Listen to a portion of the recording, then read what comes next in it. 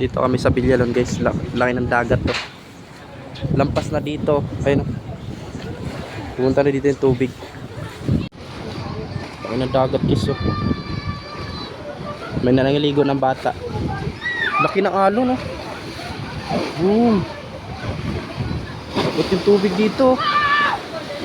Uy, dak, alis dak. Umabot dito. Tuwan-tuwa yung mga bata, oh.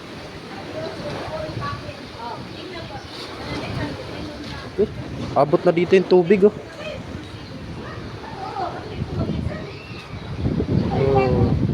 So, yan sana yung sasakyan namin kaso sira.